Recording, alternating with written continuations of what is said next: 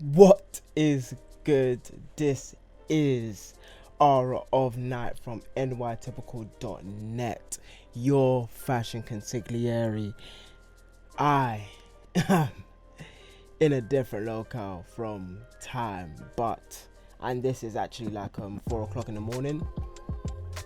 It's been a great day. I've been writing all day basically, and today I'm gonna talk to you guys about streetwear. In this trying time of chaos and people don't really know what's happening. I want to say chaos, I mean as in there's not really any rules to anything right now, or there's not really any definitive settings and things that people should know, or are information that's just readily available for everybody. And what I want to do is really bring at least a little bit of structure to it, or just maybe put my own 2 cents in on what I've seen going on and what I believe, and just share that with you as well. So everybody who knows me knows that I've been talking about streetwear for quite some time now. It's been one of those massive subjects that I've been part of, let's say the conversations that I revolve around, where maybe sometimes I speak with a little bit more passion than I am now, right? And that's mostly because of the time period in 2015-16 when streetwear was technically emerging, or I should I say New York designers were emerging, and things were changing around that time. And really, and mostly the black designers, I would say, even though Alexander Wang was around on that time as well, just designers of color in general. But non-conventional designers were popping up, and they just wasn't really being spoken about in the most most they wasn't spoken about nicely. That's the simpler way I could put it. People are talking to them like pieces of tripe, and that really didn't sit well with me. And during this time, as soon as I saw certain pieces, I just knew what was going on. I knew what was happening. I knew the art that was being formed. I like to call them the girls, considering all of the writers of fashion back then that I knew that were writing about this stuff were girls. And Show Studio, and this was around the time when I was also commenting on Show Studio. You may find those comments today or may not, depending on whether I've deleted them or not. But I did ask Show Studio for more commentators or pundits of color, because they don't really understand the whole basis, or really give a lot of perspective to some things. So guys like Kirby Jean Raymond of Pyamos or PMOS, Shane Oliver of Hood by Air, Virgil, Kanye, the names. These are not new names for you guys. So yes, Virgil said even recently streetwear is gonna die, and I don't know what he was talking about really. I read the article on Dazed, and it just never really made a lot of sense to me as someone that's been doing this for quite some time, and what I know as streetwear, as someone that's just been following it since I was a kid, and just the way that people would dress, I don't see how it could die. And I don't see how runway merchandising can die either, considering a t-shirt gives you a lot more yield than a leather jacket would. You can make a lot more money off t-shirts than you can off leather jackets, or a dress, or anything. Runway shows are obviously loss leaders, so that basically means that designers lose money while doing that. And a lot of the clothes for a lot of companies are loss leaders. They sell mostly bags or perfumes, and that's where most of their net income comes from, right? But yeah, Virgil says streetwear is dead, and like that really like kind of took the biscuit for me. And I wrote my article about streetwear during this time as well. So let me get more comfortable right now. But yeah, during this time I wrote my article on streetwear, and that was really the beginning of all of the conversation that was happening. Streetwear is the ethic of putting together outfits without considering a certain aesthetic or style, or being consistent within that mold.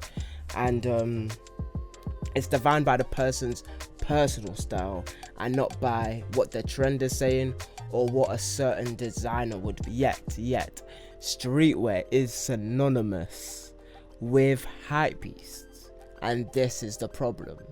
This would be the problem of when Virgil says it will be die, because I'm not so blind to understand that, yeah, there is this side of streetwear where like all of the hypebeasts and all of the shit talkers and all of these other guys, you know, that obviously mean well, that obviously want to dress well, but they don't have this they don't have the care for the other types of fashion, which is quite cool. Like there's some people that just focus on certain designers, and these guys focus on a certain aesthetic, which is the hypebeast aesthetic. However, streetwear is usually considered merchandise items: tees, hoodies, loungewear, sportswear, all of that stuff, right? And socks, which really is the thing that baffled me. When I was growing up, streetwear was wearing a silk shirt with like your pair of trousers or slacks and Air Force Ones or something, or your Coogee sweatshirt, or like your woolen sweatshirt with a great pair of jeans or a great pair of slacks or something, and then, you know, your Air Force Ones, or like, well, your Chelsea boots. Like there's really like a certain type of style that goes with it, or like layering your shirt with a jumper, or, you know, just kind of mixing the textures, and, you know, finding outside the box, because there's obviously a conventional outfit, which is white tee, jeans, and trainers, right?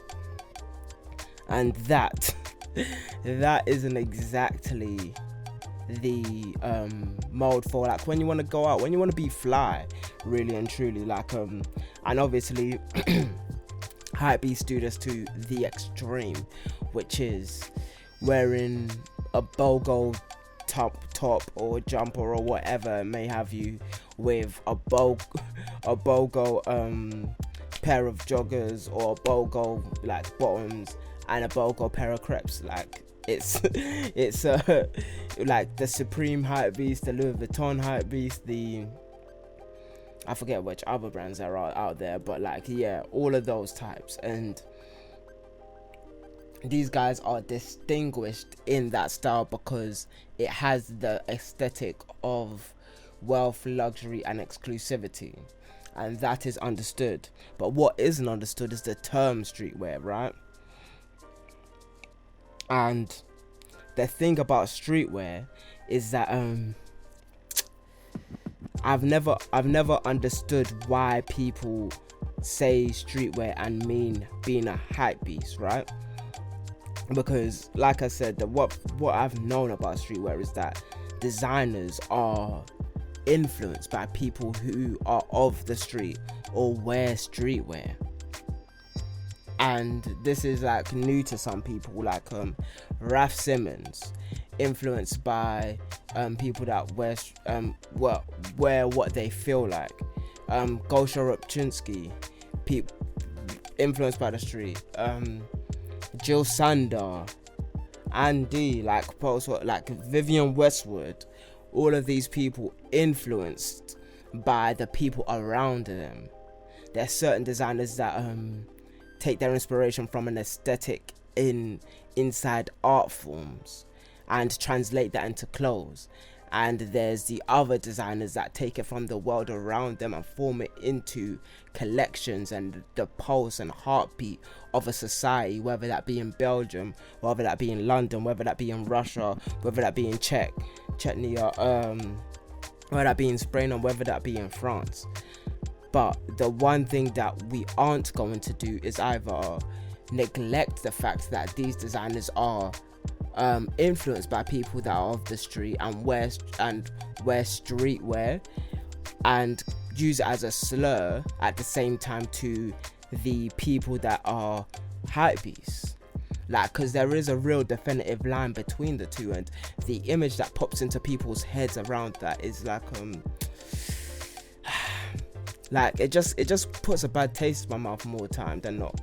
Streetwear can actually be defined by the palette that people use and the vocabulary of garments and textures and cuts that people have around us, and it's much more than just what is of the times. Like I said, it would be a Coogee, or here it would be an Averex, or it would just be something that's luxurious or considered luxurious to that specific locale, and then it would have the evolution that would be mixed in with whatever that person had in store. And today you mix the high with the low in streetwear, which is a big thing and a global thing as well. Like from 10 years ago, where you would mix a Primark t-shirt with a Gucci belt, and that would be okay, or that would be a meme at first, but now it's considered very okay. And this is a thing, like, it's beyond merchandise. This is the one thing I want to reiterate. Just as like it's beyond the hypebeast culture, it's also beyond the merchandise. It's beyond what the people would have in store. It's beyond all of that. It is actually what somebody would see. Like, regardless of who the designer is, it is about the general aesthetic of the person and who they are. So some examples of streetwear would be someone that doesn't follow, like, an example of streetwear would be someone that doesn't follow a particular designer or design aesthetic. So like, somebody can do a grey man aesthetic one day, a minimal aesthetic the next day, romantic the next day, medieval the following day, and so on and so forth. And and they can go to their Cantillon on the 4th day or the 5th day, and that would be them, and that would be perfectly fine. Like, and they would be, and their only restriction really is that their own body. They don't bother themselves with what, like, these people don't bother themselves with what designers do. Like, this is the streetwear aficionado I'm talking about now.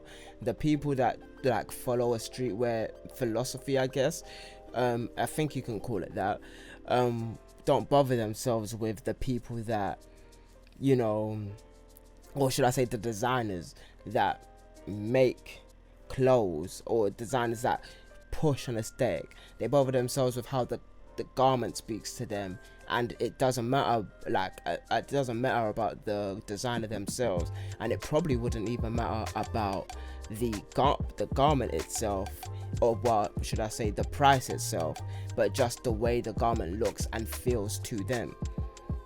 This is what growing a personal style is, if it's not very clear already.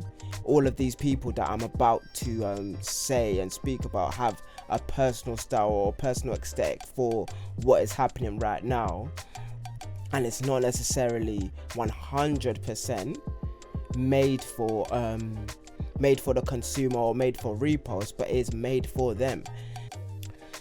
Alright. So basically, I'm gonna talk about a couple streetwear aficionados, people that really portray and to drive home the examples that I've been given to you guys.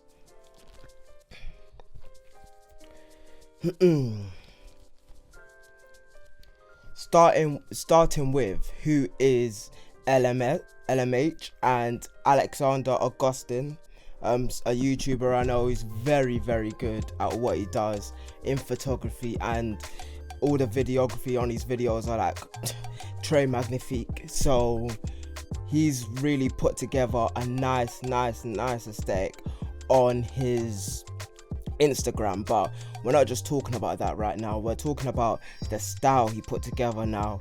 you can see him wearing shirts of different fabrics, and then he can twist that into something else where you see him wearing different types of cardigans, woolens, and just different flavors and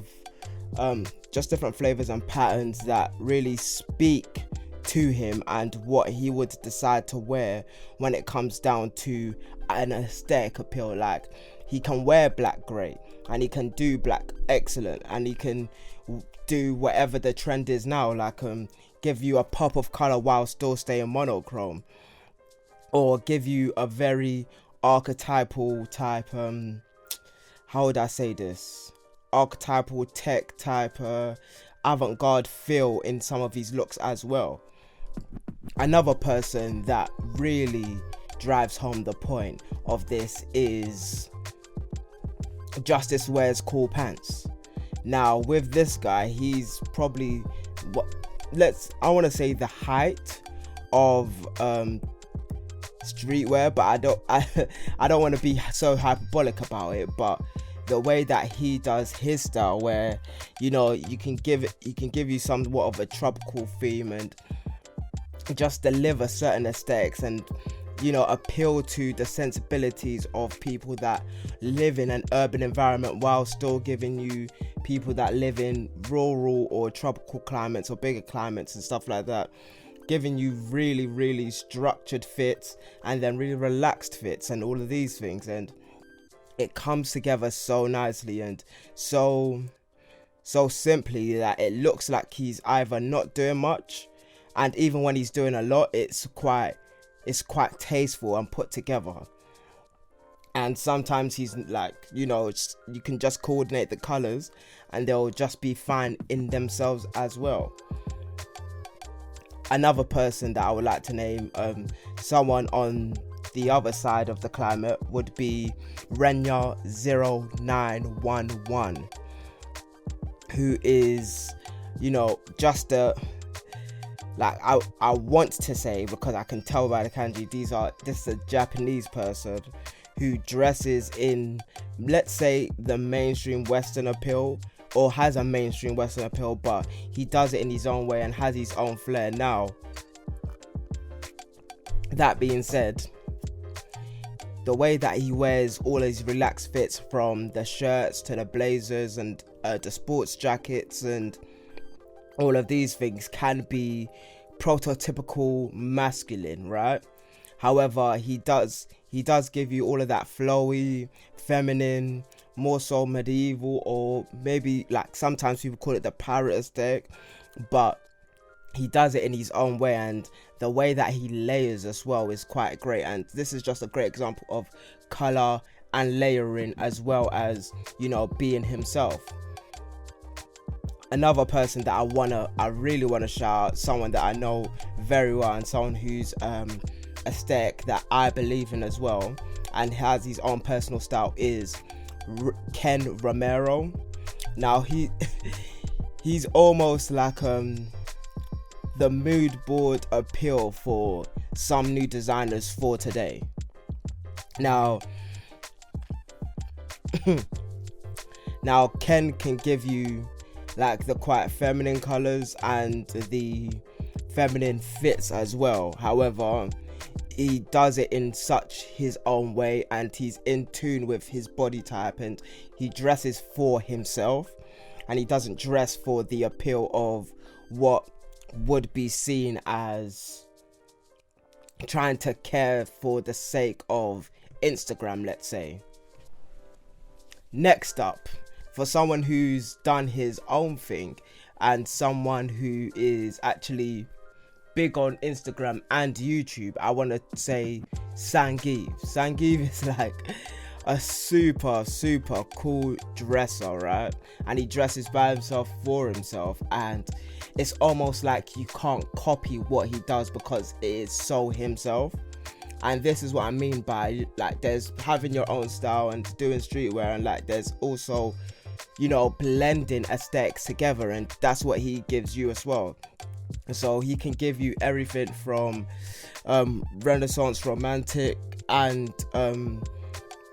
quite feminine and androgynous appeal all over, like, and the silhouettes are all over the gaff, and you can't really pin him down, but at the same time you could see that when he's put this outfit together, that it's so him, and he knows his body and he knows what he's doing and what he's giving to you. Now, on the woman's side of things, I want to give you a couple of people as well. Now, I'm not really in tune with all of the women that do streetwear, but there are a couple that I just want to name right now, which one of them would be Alicia Bella, and she dresses almost like she's almost got the same ethos as Justice from Justice Wears Cool Pants, and she can give you that masculine figure, masculine shape, but it's still suited to her body.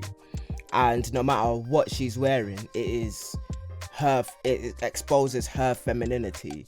So whether that she's wearing a sexy two-piece or she's all covered up, and wearing very masculine silhouettes, it is her, and it doesn't take away from her aesthetic and her appeal as a person, and you're just looking at it as someone that wears clothes great as well. Now, another person that to stay on her for a second, just the colors that she wears, the prints and patterns that she wears, and the fits, they're also all over the place.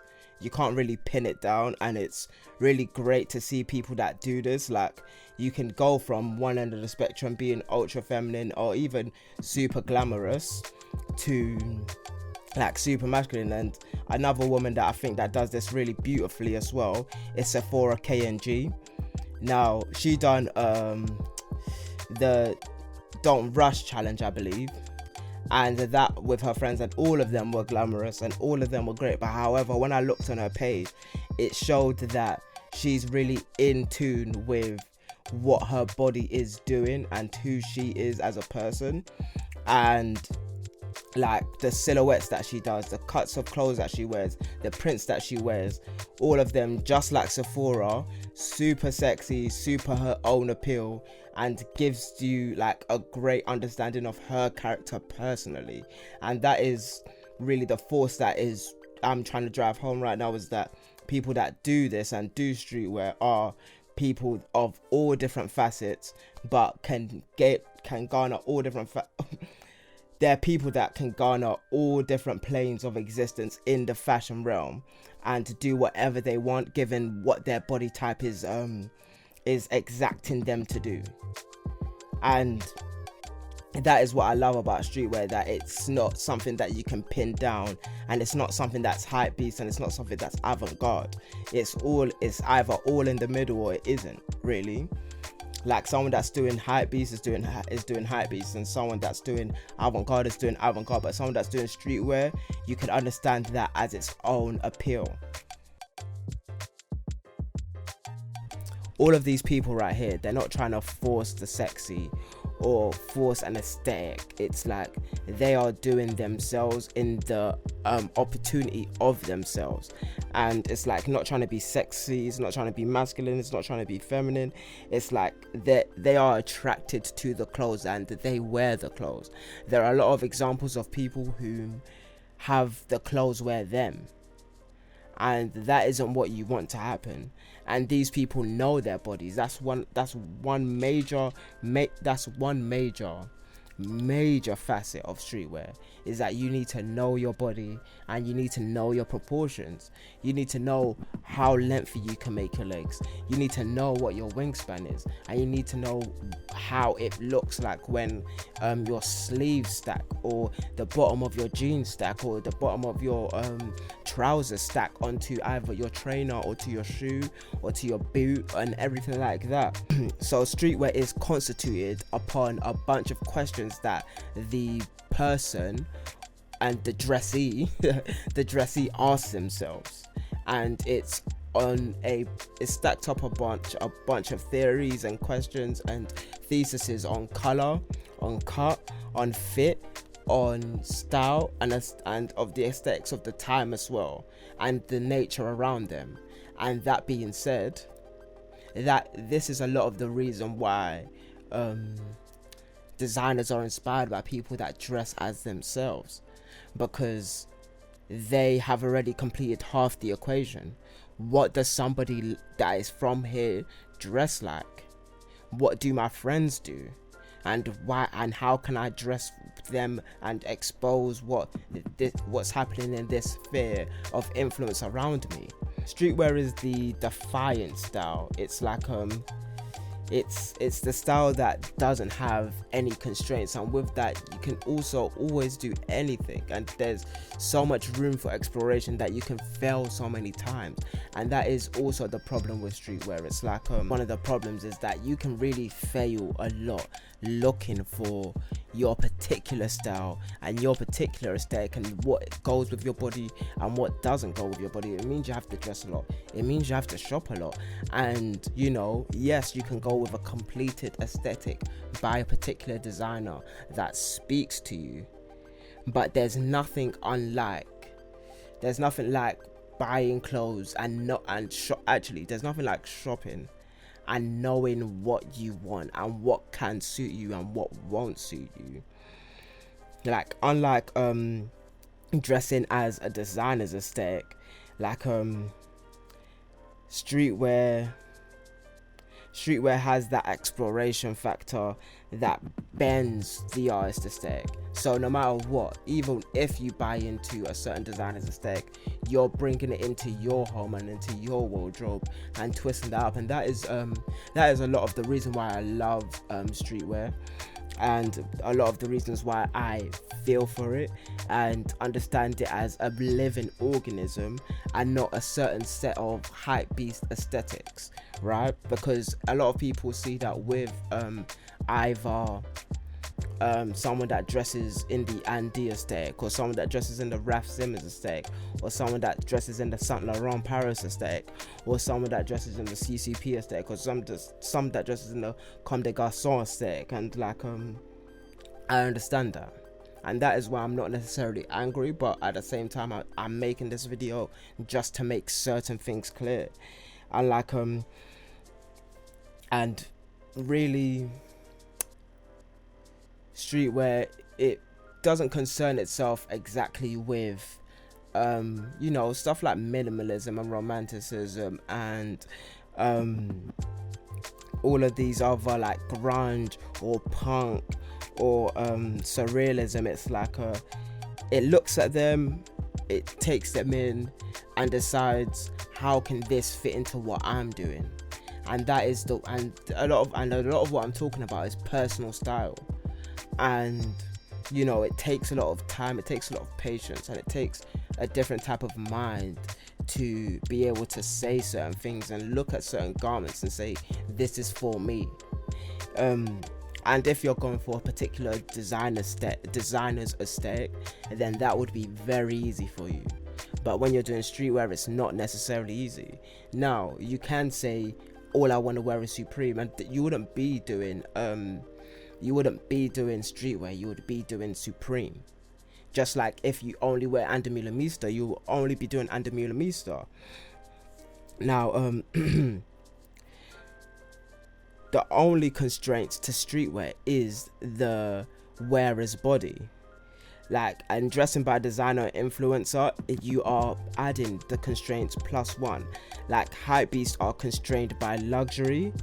They're constrained by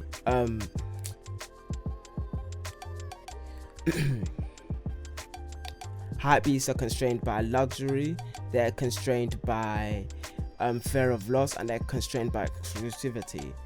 Avant whores are constrained by the designer's mind, the designer's story, and the herd mentality, I should say. If I'm allowed to say that, I should say. But yeah, like that's pretty much it. And that is the definition and really the distinction between streetwear and everything else that we do. Whew. Thank you very much for listening. This has been Aura of Night. Christopher's bodyguard, the charismatic consigliere.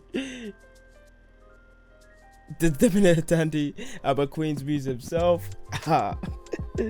Thank you very much for getting to this space. I am your fashion consigliere.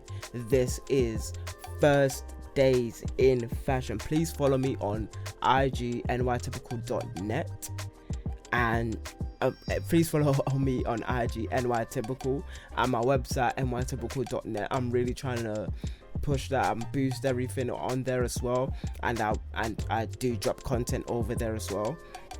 Like, I really love doing IG stories, but like this, if you've learned something, subscribe, and yeah, share the video to just spread this idea around, I guess, more so than anything else, because this is the general understanding of the idea in the streetwear world, but not necessarily in the open world. Everybody thinks streetwear is what hypebeasts do, when it's not. Hypebeasts do hypebeasting, they don't do streetwear, and that is my common understanding and distinction, and I'm gonna make it my mission to make sure that those two are separated. But yeah, thank you for watching, and there will be another video soon.